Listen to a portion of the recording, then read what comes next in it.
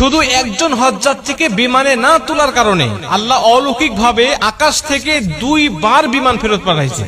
ঘটনাটা মাত্র 2 দিন আগের। আপনারা অনেকেই পত্র পত্রিকায় দেখেছেন। লিবিয়ার একজন মুসলিম যুবক তিনি এই চলতি বছরে হজ করার জন্য সৌদির উদ্দেশ্যে রওনা হয়েছিলেন। উনি যখন ইমিগ্রেশন পাস করে, বোর্ডিং পাস করে যখন তিনি চলে আসছেন বিমানে উঠবেন, সর্বশেষ যাত্রী তিনি বিমানে ওঠার জন্য, উনি যখন উঠবেন তখন সিকিউরিটি গার্ড তাকে বলছেন যে আপনার পাসপোর্ট জনিত সিকিউরিটি ইস্যু রয়েছে, এর কারণে আপনি বিমানে উঠতে পারবেন না, আপনার হজে যাওয়া হবে না।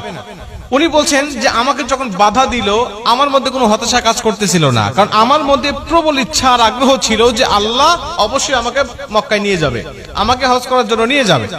সিকিউরিটি গার্ডের আমাকে সান্ত্বনা দিতে লাগলেন, দেখেন যে আপনার সমস্যার কারণে আপনি যেতে পারবেন না, আল্লাহ বাঁচায় রাখলে আপনি আপনার সামনে বার যাবেন। তো উনি বলছেন দেখেন আমি হজ করার জন্য নিয়ত করেছি এবং বাসা থেকে বের হয়ে আসছি, নিয়ত করার দায়িত্ব আমার আর নিয়ে যাওয়ার দায়িত্ব আল্লাহ পাকের।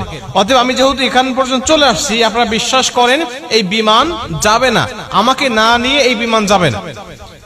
উনি কথাটা বলতে বলতে বিমান স্টার্ট হয়ে গেছে, দরজা বন্ধ করে দিয়ে চলে গেছে। আকাশে যখন উড়ে চলে গেছে হঠাৎ বিমানের মধ্যে সমস্যা, যান্ত্রিক ত্রুটি। তখন বিমান আবার ব্যাক করছে। ব্যাক করার পরে তারা দরজা না খুলেই, পাইলট দরজা না খুলেই আবার এগুলো ঠিক করেছে। ঠিক করার পরে আবার বিমান উড়ে চলে গেছে। আবার যখন উড়ে চলে গেছে একই সমস্যা, বিমান তো অবাক, আমরা ঠিক করলাম, ভালো বিমান নিয়ে আকাশে উড়লাম, আবার ত্রুটি দেখা দিল, আবার গিয়ে ঠিক করলাম, আবার চলে আসলাম, আবার একই সমস্যা দেখা দিল। উনি বলছেন আমি দ্বিতীয়বার আল্লাহর কসম করে বলছি যে আল্লাহর কসম ওই আমের আল মাহদি যতক্ষণ পর্যন্ত আমার বিমানে না উঠবে ততক্ষণ পর্যন্ত আমি বিমান আকাশে উড়াবো না।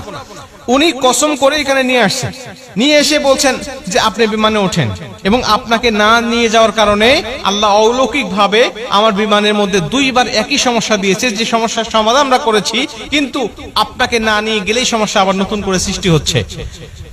আমের আল মাহদি বলছে দেখেন আল্লাহ পাকের কাছে আমি নিয়ত করেছি, আমি হালাল টাকা দিয়ে আমি হজ করার জন্য নিয়ত করেছি, আমার পাসপোর্ট জনিত ইস্যু যেটা আপনার সমস্যার কথা বলছেন এটা আসলে সমস্যা নয়, তারপরে যদি আপনার সমস্যা ধরেছেন আপনারা আমাকে না নিয়ে গেলে বিমান যাবে না, বা আমাকে না নিয়ে আপনারা যাবেন না, এই বিশ্বাস আমার মধ্যে আছে, এজন্য আমি কথাটা বলেছি। সবাই তাকে তো আগ্রহ করে ধরলেন এবং সবাই তাকে বিভিন্নভাবে সংবর্ধনা এবং সম্মানিত করতে লাগলেন। এখান থেকে পরিষ্কার ভাবে বক্তব্য বোঝা যায় যে আল্লাহ পাকের কাছে যখন কোনো ব্যক্তি খাঁটি দিলে নিয়ত করে, আল্লাহ পাক তখন সেই নিয়তটা পূর্ণ করে, এটা আল্লাহ পাকের দায়িত্ব। বান্দার চেষ্টা যখন শেষ, আল্লাহ পাকের সাহায্য তখন থেকে তার শুরু হয়ে যায়।